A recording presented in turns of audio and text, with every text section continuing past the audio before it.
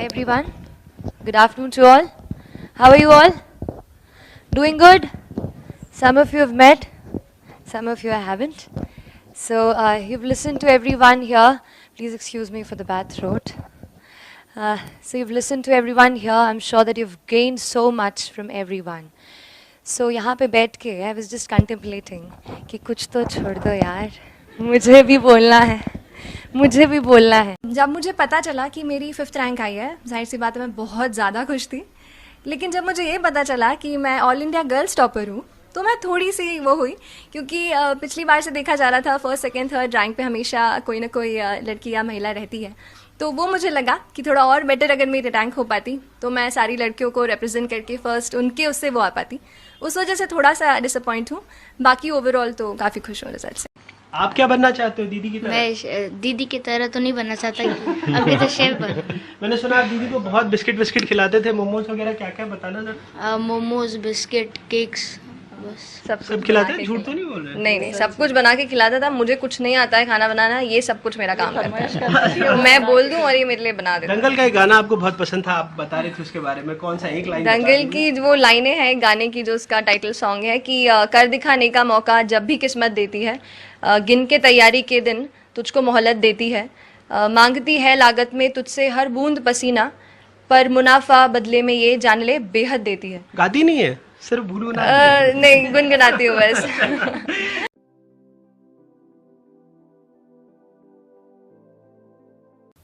देखिए एक बात क्लियर है, यूपीएससी मैराथन है। मैराथन है क्योंकि प्रीलिम्स है, उसके बाद यू क्वालिफाई, फिर मेंस है, फिर पर्सनालिटी टेस्ट है, एक साल की तो पूरी एग्जाम है। और उसके पहले if you preparing from 1 year or so, you have a marathon, but your every single day is a sprint. हर दिन तेज भागना है। दो मैंने एक नेमोनिक सोचा था, M और P, तो I will talk about 2 M's and 2 P's। ठीक है, तो आपको याद भी रह जाएगी चीज़। ठीक है, तो पहले P से स्टार्ट करते हैं। The first P is about productivity, कि कितना हम टाइम अपनी पढ़ाई को दे रहे हैं और उससे हम कितना आउटपुट ले पा रहे हैं, है ना। कई बार ऐसा होता है कि हम 10 से 12 मतलब है ना बिल्कुल गिन करके बैठे हैं, सुबह से इतना टाइम लगा रहे हैं, पर फिर भी अगर हम एंड में देखते हैं तो हम उतने टेस्ट सॉल्व नहीं कर पाते। क्या आपके साथ ऐसा हुआ है? तो ये चीज़ का प्रॉब्लम है, मेरे साथ भी होता था ऐसा ही। ये प्रोडक्टिविटी की प्रॉब्लम है, टाइम हम उतना लगा रहे हैं पर उतना रिजल्ट नहीं मिल पा रहा है। तो उसके लिए तो एक चीज़ ये की मैंने कि जितने भी डिस्ट्रैक्शन हमारे एनवायरनमेंट में होते हैं, जैसे कि हमारा फ़ोन सबसे बड़ा, उसका जो यूट्यूब का ऐप है, उससे जो रिकमेंडेड वीडियोस में हम चले जाते हैं, उन चीज़ों को थोड़ा सा मैंने कम किया। उसके अलावा और भी जितनी चीज़ों में हम इन्वॉल्व रहते हैं इंटरनेट पर पढ़ाई के अलावा, उनको मैंने थोड़ा सा लिमिट करने की कोशिश की। और दूसरी चीज़, कहीं ना कहीं अपने आप को एक थोड़ा सा टाइम टेबल में बांधने की कोशिश की।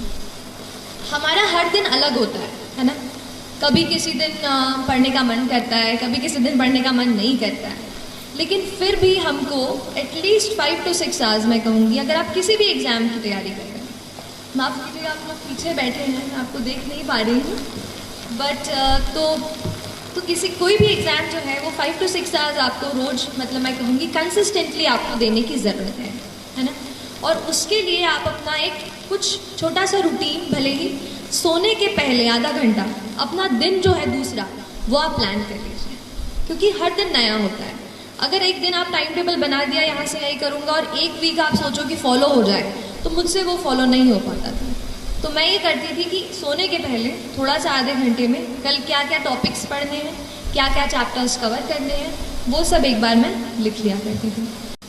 तो प्रेपरेशन में अगर यूपीएससी स्पेशली बात करूँ तो मेरे पूरे प्रेपरेशन के 2 इम्पॉर्टेंट पिलर्स रहे। एक था करंट अफेयर्स। करंट अफेयर्स इसलिए एक इम्पॉर्टेंट पिलर है क्योंकि ज़्यादातर एग्जामिनेशन आप देखेंगे तो बहुत ज़्यादा आजकल ना डायनामिक होती जा रहे हैं, कि वो ये नहीं जानना चाहते कि चलो शाहजहाँ ने बना दिया ताजमहल, वो तो हमें पता है, अब उसके आगे की बात करो। तो अब जो डायनामिज्म एग्ज़ाम में आ रहा है उसके लिए करंट अफेयर्स पे आपकी पकड़ अच्छी होनी चाहिए। और करंट अफेयर्स के लिए मैंने न्यूज़पेपर को जो है सबसे ज़्यादा अच्छे से पढ़ा। पहले इंडियन एक्सप्रेस मतलब पहले तो द हिंदू पढ़ती थी, फिर जब इंटरव्यू मेरा पास आया तो फिर मैंने द इंडियन एक्सप्रेस भी शुरू किया पढ़ना। और जो भी आप हिंदी माध्यम में अगर कुछ बच्चे दे रहे हो तो आप उस तरीके के न्यूज़पेपर पढ़ सकते हैं, लेकिन न्यूज़पेपर आप हमेशा पढ़ें, क्योंकि न्यूज़पेपर बहुत ज़्यादा अपने आप को चीज़ों को समझने में, हमारे आसपास एनवायरनमेंट में क्या चल रहा है वो पता करने के लिए आपको हेल्प करेगा। करंट अफेयर्स को मैं इसलिए स्ट्रेस कर रही हूँ क्योंकि मैंने ज़्यादातर अपनी प्रिपरेशन करंट अफेयर्स से खींच के की। जैसे कि एक एग्जाम्पल के लिए देख लीजिए कि कहीं आपने पेपर में पढ़ लिया कि कोई एक एनिमल है जो मतलब जिससे ना पोचिंग, आप पोचिंग समझते हैं, पोचिंग हो रही है उसकी, and poachers are being caught, कि पकड़ लिया गया है जो भी इसके शिकार कर रहे हैं, ठीक है। तो या तो हम ऐसा कर लें कि इसका नोट बना लें कि ये एनिमल है, इसका शिकार हो रहा है और पकड़े गए, खत्म। या तो फिर आप एक काम करें, आप देखें कि वो एनिमल कौन सा है, इंटरनेट पे फटाफट गूगल सर्च किया, पता किया उसका IUCN स्टेटस क्या है। IUCN स्टेटस पूछता है ना, क्रिटिकली एंडेंजर्ड है कि क्या है, एंडेंजर्ड है, एक्सटिंक्ट हो गया है, क्या है, वो आपने पहले से सर्च कर लिया। फिर आपने देखा कि उस एनिमल वो कहाँ पाया जाता है, कौन से नेशनल पार्क में इट इज़ फाउंड। अच्छा चलिए असम में मिलता है, तो असम में और कौन से नेशनल पार्क्स हैं। मतलब एक पॉइंट पकड़ के न्यूज़पेपर का आपको उसके साइड में जितनी भी चीज़ें हैं वो उसी वक्त कवर कर लेंगी। उससे होगा क्या, उस दिन का आपका एनवायरनमेंट का एक सेक्शन कवर हो जाएगा। ऐसा करके पॉलिटी हो गई, या फिर जो भी हम जैसे हम साइमल्टेनियस इलेक्शन के बारे में पढ़ते हैं, या फिर और भी प्रेसिडेंशियल पार्लियामेंट इलेक्शंस के बारे में पढ़ते हैं, उनसे रिलेटेड जो भी न्यूज़पेपर में आ रहा है, फिर आप उसकी और डीप में स्टडी कर रहे हैं, है ना। एक ये चीज़। जो दूसरा मेरा प्रिपरेशन का पिलर था वो था टेस्ट्स। देखिए पढ़ते तो हम सब हैं, लेकिन हमें पता कैसे चले कि हमारा स्टैंडर्ड क्या है। देखिए अगर हम अभी आपसे बात कर रहे हैं तो वहाँ कोई दिल्ली में बच्चा बैठा है जो पॉलिटी की लक्ष्मीकांत खोल करके दूसरा पेज पूरा रट रहा होगा, बात सही है। तो वो जो है ना, टाइम का हमेशा याद रखिए, टाइम हमेशा याद रखिए कि आपका टाइम सबसे ज़्यादा ज़रूरी है। अगर आप अपना वक्त निकाल कर इस पढ़ाई को दे रहे हैं, हमारे लाइफ के हम कलरफुल यूथ के ईयर्स अगर हम पढ़ाई को दे रहे हैं तो अपना 100% दीजिए। और टेस्ट्स आपको ये बताएंगी कि आपका स्तर क्या है प्रिपरेशन। तो जो भी टेस्ट्स हों, चाहे भोपाल में, चाहे अगर आप दिल्ली से कोई फ़ोटोकॉपी मंगवा सकें, या जिस भी परीक्षा की आप तैयारी कर रहे हो, ऑनलाइन अगर आपको कहीं टेस्ट्स मिलता है तो आप अपने आप को जांचते रहें। हर रोज़ 10 से 20 सवाल MCQ, या अगर रिटन हो तो मैं 1-2 आंसर्स रिटन जो बड़े अपने सब्जेक्टिव आंसर्स थे वो मैं 1-2 रोज़ लिखा करती थी। तो उससे मुझे आइडिया होता था कि मैं किस स्टैंडर्ड का लिख रही हूँ और क्या उससे मेरा कुछ चांस है सिलेक्शन का। तो ऐसा अपने आप को आप जांचते रहिए। तो हमने 2 पीस कवर कर लिए, है ना। पहला पी कौन सा था? अच्छा, मतलब आप सुन रहे हैं मेरी बातें, अच्छी बात है। दूसरा था प्रिपरेशन। अब थोड़ा सा P हो गया है तो M की बात कर लेते हैं। एक M मैंने जो हमें दिमाग में चीज़ जो है हमारे पुश करता है। अच्छा, इसके पहले मैं M की तरफ आऊँ, एक चीज़ बताऊँगी कि किसी भी एग्ज़ाम की जब हम प्रिपरेशन करते हैं उसके 2 पहलू हैं। एक, आप क्या पढ़ते हैं, कौन सी किताबें पढ़ते हैं, कितने टेस्ट लगाते हैं, कितने घंटे देते हैं, ठीक। दूसरा है एग्ज़ाम में कि आप मेंटली क्या सोचते हैं, क्या आप कॉन्फिडेंट हैं कि आप एग्ज़ाम क्रैक कर सकते हैं, आप साइकोलॉजिकली कितने स्ट्रांग हैं कि आपका मन नहीं कर रहा है उठने का पर फिर भी आप उठते हैं। वो चीज़ है आपका मेंटल करेज, और उसको आपको बिल्ड करना बेहद बेहद ज़रूरी है। मैं कहूँगी 60% ये मेंटल करेज है और ये 40% जो पढ़ाई है। तो उस मेंटल करेज को बिल्ड करने के लिए 2 M हैं। एक है माइंडसेट, कैसा आप अपने दिमाग को ट्रेन करते हैं। देखिए एक बात होती है, जैसे आप खड़े हैं वहाँ पर, चलिए आपको नहीं कह रही, जैसे हम कभी पढ़ते हैं तो हमें लगता है कि आज मैं बहुत थक गई हूँ, आज बिल्कुल पढ़ने का मन नहीं है, अब तो पढ़ ही नहीं पाऊँगी। तो ये क्या है, आपका दिमाग आपको बोल रहा है कि आप नहीं कर सकते, आप नहीं कर सकते। हम अपने दिमाग से कई बार कंट्रोल हो जाते हैं। हमें करना ये है कि हमें अपने दिमाग को कंट्रोल करना है। हमें उसको बताना है कि नहीं, आज अगर मैंने सोचा है कि मुझे ये चैप्टर कंप्लीट करना है तो मैं करके रहूँ। तो आपको अपने दिमाग को कंट्रोल करना होगा, ठीक है। जब तक हम अपने माइंड को, अपने हार्ट को नहीं एक जगह फोकस कर पाएंगे, तब तक हम अच्छे से फोकस नहीं कर पाएंगे। अपने दिन को कंट्रोल करना बेहद ज़रूरी है। You know, first of all, just find out कि आपका time जाता कहाँ है. Many a times we don't know, time just flies. Went to the class, given the test, खत्म. खाना खाया, थोड़ा entertainment किया, and it's done. ऐसा मत होने दीजिए. Just control your day. Find out कि every single day what's happening in my day. Okay? And in that day you have to structure it. Like I used to start with reading the newspaper. थोड़ा सा boost of the day हो जाता है. So I started with reading newspaper. And then थोड़ा सा उससे note making किया editorial से. Then I moved on to the static portion. तो ये चीज़ आप अपने आप को ज़रूर बताते रहिए. और जो दूसरा M की मैं बात करती हूँ वो है मोटिवेशन. तो कई बार ऐसा पूछते थे. मैं भी जब पढ़ रही थी तो इंटरनेट पे ऐसे यूट्यूब पे सर्च करती थी हाउ टू स्टे मोटिवेटेड. तो लेकिन वो चीज़ मुझे बाद में समझ आई कि बाहर का कोई इंसान मुझे नहीं बता सकता कि how will I stay motivated. तो फिर थोड़ा अंदर मुझे झांकना पड़ा और तब मुझे समझ आया कि मैं कैसे मोटिवेट हूँ. तो फिर जब आपको मन करे ना कि आज तो हो गया, आज बहुत पढ़ाई कर ली, तब अपने आप से पूछो कि ऐसा क्या है जिसने मुझे पुश किया कि मैं ये करियर चुनूं. ऐसा क्यों है कि मैं एसएसबी के एग्ज़ाम के लिए बैठ रही हूँ या बैठ रहा हूँ. Why is it. अगर आपका वाई तगड़ा है ना तो आप पूरी जर्नी से अच्छे से निकल जाओगे. इसलिए अपने वाई को, why do you want to join the civil service, why do you want to clear this exam, that is very very important. So don't start कि अगर करूँगा तो अच्छा वो मिल जाएगा, प्रेस्टीज मिल जाएगी. अगर आप प्रेस्टीज को सोचकर अगर आप सिविल सर्विस का एग्ज़ाम देने जा रहे हैं तो माय डियर फ्रेंड्स ज़्यादा दिनों तक वो आपको मोटिवेट नहीं रख पाएगा. मोटिवेशन आपको कहीं ऐसी जगह से आना चाहिए कि अगर आप कहीं जा रहे हो, किसी बच्चे को देख रहे हो, किसी दुकान पर काम करते हो, तो क्या आप ये सोचते हैं कि वो बच्चा वहाँ पे नहीं होना चाहिए, वो बच्चा अभी स्कूल में होना चाहिए. क्या हम कुछ कर सकते हैं अपनी पढ़ाई से? क्या हम किसी ऐसे पोजीशन पे पहुंच सकते हैं कि उस बच्चे को वहाँ से निकाल कर स्कूल में भर्ती करा दें? तो ये चीज़ आपको मोटिवेट करनी चाहिए. तो इतना छोटा सा एकदम इतना सा पेज पे मैंने एक डेफिनेशन कहीं से बना के अच्छी से वो लिखी. फिर उसको मैं जाते तक मैं उस पेज को देख रही थी. मतलब अगर आपको कुछ लग रहा है कि आपको याद नहीं हो रहा है एंड दैट इज़ इम्पॉर्टेंट, तो उसका छोटा सा अपन नोट्स बनाते हैं ना, वैसे नोट्स बना लो and keep reading it every night और एनीथिंग लाइक दैट. सो वो एक चीज़. मैंने क्या किया था, न्यूज़पेपर्स उठाए थे सबसे पहले. तो कॉलेज जाती थी, बस में एक न्यूज़पेपर शुरू में आधा, आते टाइम आधा, ऐसे करके. क्योंकि कॉलेज के साथ मैंने प्रिपरेशन किया तो टाइम एकदम है ना पूरे दिन का भी मुझे कम मिला. तो मैंने कोशिश की कि जहाँ भी ट्रैवल जैसे कर रहे हैं, हम कई बार ईयरफोन्स लगा लेते हैं, तो अब पढ़ने लगे तो ईयरफोन्स की जगह पे न्यूज़पेपर निकाल लीजिए. ऐसा थोड़ा सा एडजस्टमेंट कीजिए, अपना एनवायरनमेंट चेंज कीजिए पढ़ाई का. ह्यूमैनिटीज़ को स्पेसिफिक लेके जो क्वेश्चन है कि हाँ बोरियत आएगी, मैं भी हिस्ट्री पढ़ते पढ़ते सो जाती थी, और ज्योग्राफी तो आप पूछो ही मत कैसे मैंने पढ़ा है. तो ठीक है, तो ऐसा होगा आपके साथ भी. बट न्यूज़पेपर से शुरू करो, वो चीज़ें आपको इंटरेस्ट दिलाती हैं. ठीक है, जैसे कोई चीज़ आप पढ़ते हो कि ये जो है ना, आज कौन सा डे है बताइए आप मुझे.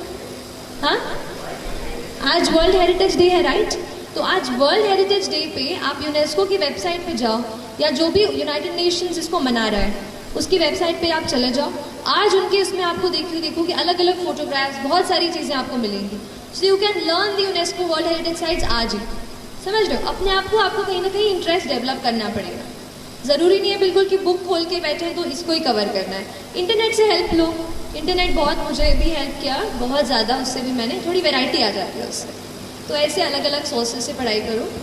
और जैसे अगर हिस्ट्री बोरिंग लग रही है तो कभी उसके साथ कोई और ऐसा सब्जेक्ट का कॉम्बिनेशन बना लो जो आपको इंटरेस्टिंग लगता हो, है ना.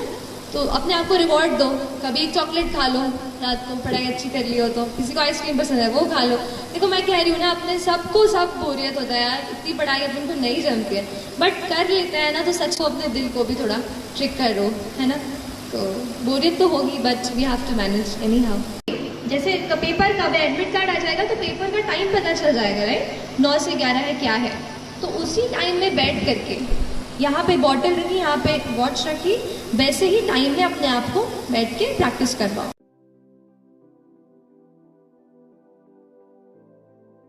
कि मैंने केमिकल इंजीनियरिंग से ग्रेजुएशन किया है, लास्ट ईयर कंप्लीट किया. तो बहुत मन में सवाल थे. अब मेरे साथ ऐसा था कि ऑप्शनल में केमिकल इंजीनियरिंग अवेलेबल नहीं था, तो I had to choose something else. तो मैंने पहले सोशोलॉजी चूज़ किया और उसकी किताबें पढ़ी, लगा यार इंटरेस्टिंग है, पढ़ते हैं. अगर बुक लिस्ट पे आऊँ तो मैंने ट्रायल एंड एरर से बुक्स ढूंढी हैं, किसी टॉपर्स ने सजेस्ट की थी, उनकी बुक्स देखी और फिर कुछ खुद ही मैंने पढ़ के उनके नोट्स बनाए।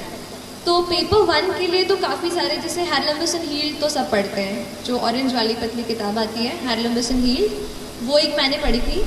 और अगर पेपर 2 पे आ जाऊँ सीधा, जो आपके क्वेश्चन पे कि काफ़ी डायनामिक है, तो नंबर 1 न्यूज़पेपर्स तो आपको पढ़ना है बहुत तरीके से, क्योंकि न्यूज़पेपर्स में कुछ ऐसी चीज़ें आप पढ़ लेते हैं which you can directly quote in your answers. कैसे चूज़ किया, जैसे मैं ये टच कर ही रही थी अभी पिछले सवाल में कि केमिकल इंजीनियरिंग नहीं था ऑप्शन में, ठीक है, तो मुझे कुछ और ही चुनना था। अब केमिस्ट्री ना बहुत अलग हो जाती है केमिकल इंजीनियरिंग से, तो फिर मैंने कुछ ऐसा सब्जेक्ट 2 मेरे दिमाग में थे, one was political science, the other was sociology. So I bought the books of both the subjects. Initial जो बुक्स होती हैं वो दोनों सब्जेक्ट्स की मैंने करी थी।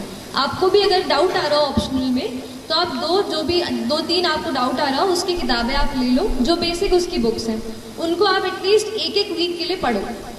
उसके बाद आपको खुद समझ में आ जाएगा कि कौन सा सब्जेक्ट है जिसके साथ में सबसे ज़्यादा टाइम बिता सकता हूँ। क्योंकि ऑप्शनल जो है, जैसे यूपीएससी में 500 मार्क्स का है, तो it really makes a change to your score. तो ऐसा ही सब्जेक्ट चूज़ कीजिए विच यू इन्जॉय रीडिंग, जो आपको एक बर्डन ना लगे, है ना। कोई ट्रेंड्स पे या कितना स्कोर कर रहे हैं टॉपर्स, ये सब पे मत जाएंगे। आपका पर्सनल इंटरेस्ट है, उसके बेसिस पर ही आपको ऑप्शनल चूज़ करना है ना। तो बेसिक बुक्स पढ़िए और थोड़ा एफर्ट ज़्यादा डालना पड़ेगा, अगर इंजीनियरिंग के अलावा हो तो थोड़ा डालना पड़ेगा, पर कोई बात नहीं, है ना। किसने कहा था कि चीज़ें सब आसान होंगी लाइफ में, तो करनी पड़ती है यार। लेकिन सच बताऊँ तो अगर आप थोड़ा सा एफर्ट डालते हैं ना, तो सच में चीज़ें जो है ना, एक ये चीज़ भोपाली वाली कनेक्शन वाली बात बता रही हूँ कि हम भोपाल में रहते हैं, दिल्ली नहीं जाते। मतलब मैं दिल्ली नहीं गई हूँ प्रेपरेशन के लिए, मैंने इंटरव्यू देने के लिए, उसकी प्रैक्टिस करने के लिए दिल्ली गई थी। तो अपन नहीं सोचते हैं कि दिल्ली वाले कुछ अलग पढ़ते होंगे और बहुत सारा पढ़ते होंगे और अपना हो पाएगा कि नहीं। तो ऐसे सवाल मेरे मन में भी थे एंड लेकिन फिर भी कहूँगी कि थोड़ा अपने आप को बांधो, थोड़ा डिसिप्लिन में रहो, थोड़ा सा मोटिवेट रखो, दृढ़ निश्चय रखो, और बड़ा सपना देख लिया है ना तो अपने आप को उसमें पूरा झोंक दो। सोचो कि अब लाइफ में और कुछ नहीं है, जब तक ये नहीं करूँगी ना, ये करूँगा नहीं ना, तब तक कुछ नहीं होने वाला मेरा, ना मेरा ना किसी और। तो उस तरीके का एटीट्यूड, एक फायर, एक वो पैशन अपने आप में आपको जगाना पड़ेगा। That passion will drive you and that passion will take you places. और अगली बार जब मैं यहाँ पर, आप नहीं, मैं नहीं, आप जब यहाँ पे खड़े होंगे तो मुझे ज़रूर बुलाना, ठीक है? ठीक है, तो जो भी सुन रहे हो प्लीज़ आप लोग अच्छे से करनी है। और जब आप यहाँ पे मैडम आपको फ़ोन करके बुलाएं कि बेटा आओ, चलो आप भी बताओ यहाँ पे, तो ज़रूर मुझे भी बताना है। ऐसे ही मतलब ये कहना चाह रही हूँ कि उतनी फायर आपके अंदर होनी चाहिए। ड्रीम बिग, है ना, बड़ा सपना देखने से बिल्कुल मत डरो। लाइफ सबकी चैलेंजिंग होती है, किसी को फाइनेंशियल कंस्ट्रेंट्स होते हैं, कुछ इमोशनल कंस्ट्रेंट्स होते हैं, मेरे साथ भी ऐसी चीज़ें थी। लेकिन फिर भी जब आपने ठान ली है वो चीज़, तो फिर आपका कहते हैं ना कर्तव्य बनता है कि अगर ठान लिया है तो फिर या तो ठानो मत, या तो अगर यहाँ बैठ गए हो ना तो एग्ज़ाम क्रैक करके ही मानो, ठीक है। तो एक ये वो अपना एक ड्राइव, डिटर्मिनेशन अपने साथ रखो।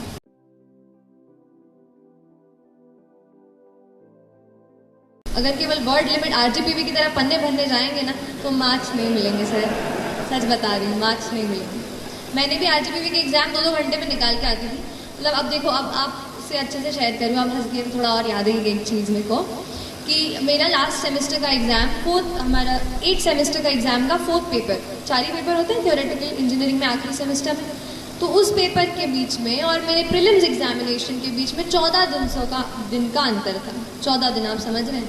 मतलब मेरे लाइफ की मैं बड़ी एग्ज़ाम देने जा रही हूँ और मुझे जब पता चला कि बस 14 दिन है तो मैं हिल गई थी पूरी तरीके से। तो वो जो एग्ज़ाम था आखिरी, जो भी पेपर थे 4, वो मैंने 2-2 घंटे में लिख के मैं निकली हूँ, क्योंकि मुझे एक चीज़ तो पता थी कि यहाँ पे मुझे ज़्यादा क्वालिटी पर जज नहीं किया जाएगा। आप समझ रहे हो ना, इंजीनियर टू इंजीनियर बातें है। तो लेकिन यूपीएससी ऐसी नहीं है। आप कोई और पेपर देंगे, SSC, SSB, वहाँ पे वो आपके क्वालिटी ऑफ आंसर पे ही आपको चेक करेंगे। एंड वहाँ पे आप सोचो कि मैं लाइन थोड़ी स्पेस बना के जो है पेज मुझे पूरे भर दूंगा और उसमें पॉइंट नहीं होगा तो आपको मार्क्स नहीं मिलेंगे। ये मुझे कैसे पता चला?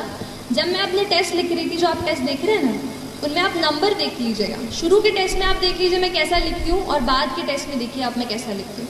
मैंने खुद ही ये चीज़ समझी, इम्प्रूव की, कि मेरे आंसर में वो लोग ये नहीं देख रहे कि मैं कितना दोनों पेज कंप्लीटली भर रही हूँ, वो ये देख रहे हैं कि कितने पॉइंट्स उसमें से निकल रहे हैं।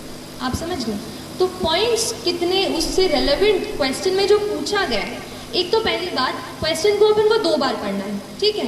एग्जाम में इतना प्रेशर होता है, एक बार पढ़ लेते हैं हाँ को ना को हाँ पढ़ के आंसर टिक ला के आ जाते हैं, वो चीज़ गलत है। तो क्वेश्चन आप चाहे मेंस का हो चाहे प्री का हो, 2 बार पढ़ो, दिमाग को शांति से दिमाग में घुसाओ, और फिर 10 सेकेंड्स का वक्त लेके फिर शुरू करो आंसर राइटिंग। और ऐसी कोई मेरी वो नहीं रही कि जैसे ज़्यादा स्पेस लूँ या इस तरीके से, ऐसा कुछ नहीं है। अगर आपको ऐसा लग रहा है तो फिर अच्छी बात है, मेरा प्रेजेंटेशन अच्छा काम कर गया है ना। तो बस हाँ, क्योंकि देखो प्रेजेंटेशन भी इम्पॉर्टेंट होता है ना। एक चीज़ पे आ जाती हूँ कि देखो कोई एग्जामिनर आपकी कॉपी चेक कर रहा है, उसे कोई मतलब नहीं है सृष्टि देशमुख कौन है, कोई मतलब नहीं। उसके लिए बस एक गड्ढा है कॉपी का, राइट। अपने लिए वो अपनी पूरी लाइफ की वो है ना मेहनत अब उनको दे रहे हैं। तो आप कैसे दूसरों से अलग आपकी कॉपी चमके, इस बात पे आपको थोड़ा वर्क करना पड़ेगा। तो आपकी कॉपी प्रेजेंटेबल होनी चाहिए, ऐसा नहीं कि बिल्कुल मोतियों के अक्षर लिखने हैं, ऐसा कुछ नहीं है। नॉर्मल आप हैंड राइटिंग लिखो, बट उसको समझ में आ जाए एग्जामिनर को, मतलब उसको चश्मा, अब वो प्रोफेसर्स होंगे उनको ज़्यादा वो ना करना पड़े, दिक्कत ना हो, उनके लिए आसानी हो, ऐसा आंसर लिखो। प्रेजेंटेबल भी हो, थोड़े बहुत, जैसे आपने पूछा था ना कि आप क्या आंसर में करते हो, तो मैंने थोड़े फ्लो चार्ट वगैरह भी बनाए। मैप मैंने सीखा कि कैसे मैं 10 सेकेंड में इंडिया का मैप बना लूँ, तो वो मुझे एक चीज़ काम आई। एक फ्लो चार्ट बनाया, पूरा पॉवर्टी का खत्म हो गया। एटलीस्ट एक बेसिक लेवल हमने एक्सप्लेन कर दिया। फिर उसके बाद डिमांड ऑफ द क्वेश्चन के हिसाब से हम पॉवर्टी को इलैबोरेट कर देंगे कि एग्जैक्टली इसमें पूछा क्या है, ठीक है। जैसे एक क्वेश्चन आया था कि आप रामसर वेटलैंड साइट्स बताइए इंडिया में कौन से हैं, तो इधर मैं लिख देती कि 2 Ramsar wetland sites are Deepor Beel in Assam and Bhojpal lake in Bhopal, ठीक है। मैंने क्या किया, छोटा सा मैंने 10 सेकंड में फटाक से एक मैप बनाया, वहाँ पे असम के साइड पे एक गोला बना के वहाँ लिख दिया दीपोर बिल और इधर लिख दिया भोजपाल लेक। तो उससे क्या हो गया, प्रेजेंटेशन इंप्रूव हो गया। हो सकता है आधा मार्क मैंने वहाँ एक्स्ट्रा चुरा लिया हो। ऐसे करके आपको अपने आंसर्स को इम्प्रूव करना है, और ये प्रैक्टिस से आएगा, है ना।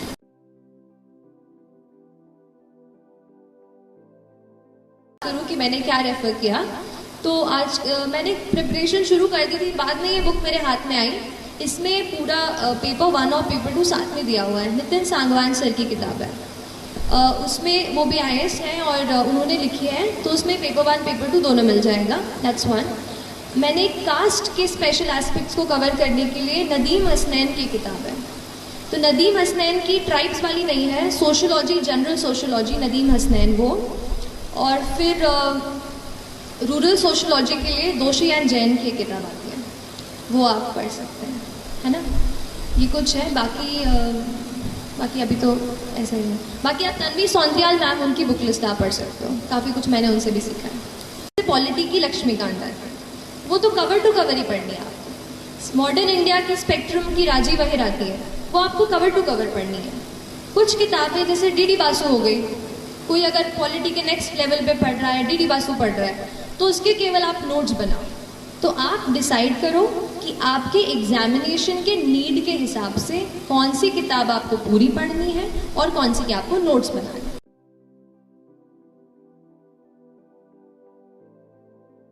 इनसाइट्स ऑन इंडिया एक है, दूसरा IAS बाबा आपने सुना होगा UPSC के लिए वो, और तीसरा फोरम IAS। ऐसे करके मैंने 3 वेबसाइट से मैं जुड़ी रही और उन पे आंसर्स मैं अपने डालती रही, है ना। तो वो चेक करते हैं, आप किसी का चेक कीजिए उनको अपने। और होता क्या है, आंसर्स की बात निकली है तो बताती हूँ, खुद के आंसर में हमें गलती नहीं दिखाई देगी, दूसरे के आंसर में हमें फटाक से गलती समझ में आ जाती है कि ये ना इसने ये चीज़ सही से नहीं लिखी है। तो आप दूसरों के आंसर्स चेक करो और उनको आपके करने दो, तो यू विल बेटर अंडरस्टैंड कि where are you making a mistake.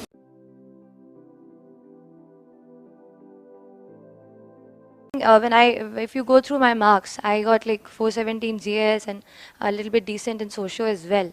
I think, but if you go through my prelims marks, I scored 104, which was just like 6 marks more than the cutoff. So 3 questions आते हैं, I would not have been here. मेरे भी 90 marks ही आया करते थे ऐसे mock में इतने दिन पहले, 80, 90, 70, तो मुझे लगा ये 110 का आंकड़ा तो मैं पार नहीं कर पाऊंगी, ऐसा होगा। तो लेकिन आपको क्या करना है, आपकी जो मिस्टेक कहाँ हो रही है उसको आप पकड़ो। अच्छा, मिस्टेक कैसे? नॉलेज का गैप है क्या? कहीं कोई चीज़ मैंने कि मुझे 3 में से 1 आ रहा है, फिर भी मैं अटेम्प्ट कर रहा हूँ और वो नेगेटिव हो जा रहा है, वो पकड़ो। कभी कभार हम सिली मिस्टेक कर देते हैं, A का B, B का D मार्क कर देते हैं, तो क्या ऐसी मिस्टेक है? अपने नेचर ऑफ मिस्टेक को एनालाइज करो। और अगर आपको ये लगता है, मेरे साथ ऐसा हुआ था कि मेरा नॉलेज का गैप सामने आ रहा था कि this thing I have not studied, तो उस टाइम पे फिर मैंने पेपर लगाना कम कर दिया और थोड़ा अपनी रीडिंग पे, स्टडी पे फिर से फोकस किया। ठीक है, तो आप स्टडीइंग पे फिर से जाओ, जो आपका वीक एरिया है, जहाँ आपके क्वेश्चंस गलत हो रहे हैं, आप उसको फोकस करो। जर्नी से मुझे ये लगा when I was into the process of preparation कि यूपीएससी आपको कोई बायस नहीं रखता है। देखिए, आप समझने की कोशिश कीजिए, पीटी आया, पीटी गया, पीएमटी आया, पीएमटी गया, पर यूपीएससी की जो ऑथेंटिसिटी है, जो उसकी क्रेडिबिलिटी है, वो आज तक मेंटेन है। आज तक जो बच्चे उसमें से सिलेक्ट होते हैं वो आज IAS officers, IPS, all India service, IRS में जाके सर्व कर रहे हैं। तो उस एग्जामिनेशन और उस इंस्टीट्यूशन की जो क्रेडिबिलिटी है वो बेहद हाई है, और वो इसलिए क्योंकि वो कोई बायस नहीं रखते हैं कि हिंदी माध्यम का बच्चा है या तेलुगु माध्यम में लिख रहा है तो उसको हम नहीं वो करेंगे। तो मुझे नहीं लगता कि उस इंस्टीट्यूशन में कोई बायस है। अगर कोई कमी आ रही है, जो मुझे लग रहा है, जिसकी वजह से जैसे हम देखते हैं कि हिंदी माध्यम में जो छात्र दे रहे हैं उनका अगर रेशियो कम है, तो मेरे पर्सनल ओपिनियन में शायद जो है ना, मटेरियल का दिक्कत आ रहा है। आजकल इंग्लिश में इंटरनेट पे वेबसाइट्स हैं, सब इंग्लिश में रहती हैं, तो उनसे, जैसे मैं इंग्लिश मीडियम से थी तो मैं कोई भी वेबसाइट पे जो भी मटेरियल हो उसको मैं एक्सेस कर पा रही थी। पर शायद अगर कोई हिंदी माध्यम का छात्र है उसके लिए शायद मटेरियल की दिक्कत आ रही है। लेकिन मेरे ज्ञान में आया है कि कुछ कोचिंग्स ऐसी हैं या कुछ जैसे वेबसाइट्स हैं जो हिंदी में ही मटेरियल प्रोवाइड करते हैं। तो अगर आपका माध्यम हिंदी हो तो ये मन में बिल्कुल ना सोचिए कि यूपीएससी आपसे भेदभाव करेगा या उससे आपको कम मार्क्स देंगे। अगर आप में काबिलियत है, आप सही तरीके के आंसर्स लिखते हैं, जो पूछा है वो आप बताते हैं, तो आपको ज़रूर ज़रूर मार्क्स मिलेंगे, है ना। 759 बच्चे सिलेक्ट हुए इस साल, ठीक है, फाइनल लिस्ट में यूपीएससी की। And there are just 182 girls ma'am, just 182 out of 759, मतलब हम 50-50 हैं। और यहाँ पर हमारा इतना जेंडर इम्बैलेंस है। तो मैं सारी गर्ल्स जो अभी मुझे सुन रहे हैं, टेल यू प्लीज़ प्लीज़ खूब सारा अच्छे से पढ़ाई करो। ये जो जेंडर इम्बैलेंस चल रहा है ना, 759 में से बस 182, ये हमें बढ़ाना है बस सिलेक्शंस, ठीक है। तो प्लीज़ ऑल द गर्ल्स, हमारे पास डिस्ट्रैक्शन कम होते हैं ना, दोस्त नहीं होते बाहर ऐसे घूमने फिरने के लिए ज़्यादा, तो उस चीज़ का थोड़ा फ़ायदा उठाओ और अच्छे से प्लीज़ अपने आप को डेडिकेट होकर पढ़ाई करो please. This message is specially for girls, otherwise तो सबके लिए ही बोल रही हूँ।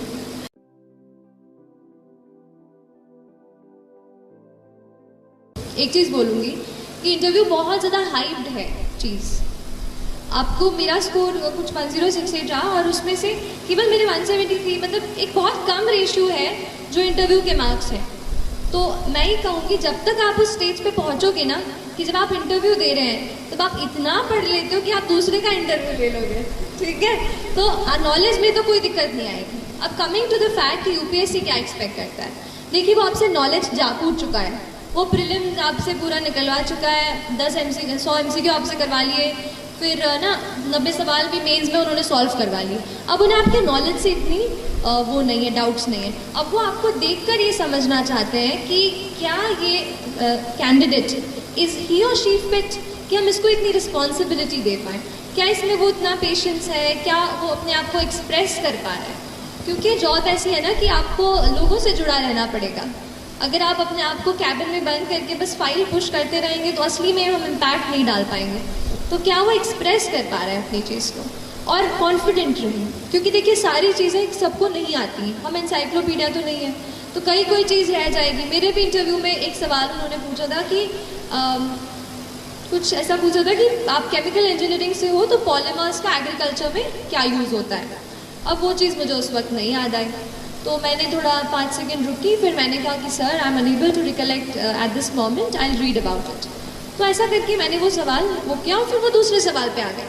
तो ऐसा कुछ नहीं है कि आपको हर चीज़ आनी चाहिए, इट्स जस्ट दैट आपका जो डिटेल्ड एप्लीकेशन फॉर्म है, जो बैकग्राउंड है, you should know everything about it. जैसे मैंने अपनी स्कूलिंग कामिल से की तो मैंने थोड़ा कामिल की हिस्ट्री पढ़ ली कि बाई चांस उनका नाम इस पे अटक जाए तो वो उससे कुछ पूछ लें। तो ऐसा आप करो और बैकग्राउंड अच्छे से प्रिपेयर करो and be ready and be confident. They just want you to be confident so that you express yourself well and you're patient even when they try to heckle you. मतलब वो कुछ ऐसा करें कि आपको थोड़ा अजीब लगे पर उस वक्त भी आप अपना ध्यान ना खोएं और अच्छे से उत्तर दे सकें. मेरे ख्याल से वो इतना एक्सपेक्ट करते हैं क्योंकि बाकी की ट्रेनिंग तो वो देंगे हमको, बस अब स्टूडेंट की तरीके से हमें जांचते हैं, तो इतना कुछ नहीं है.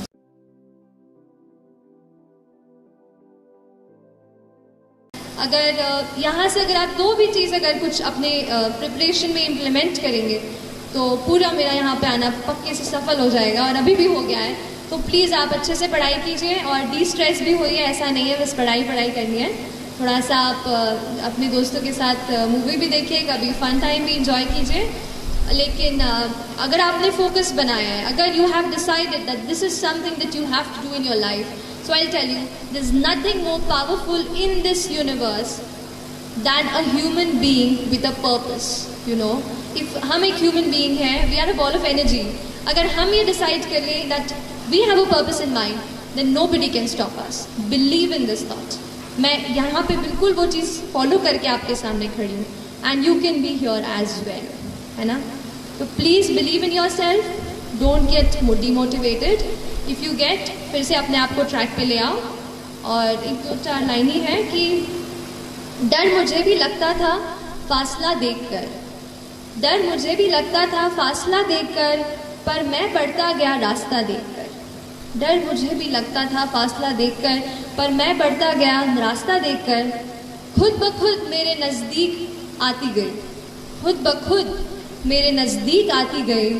मेरी मंजिल मेरा हौसला देखकर, मेरी मंजिल मेरा हौसला है.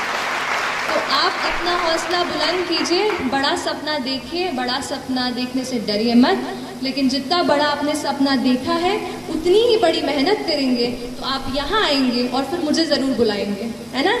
चलिए, thank you so much for your time and I will take care.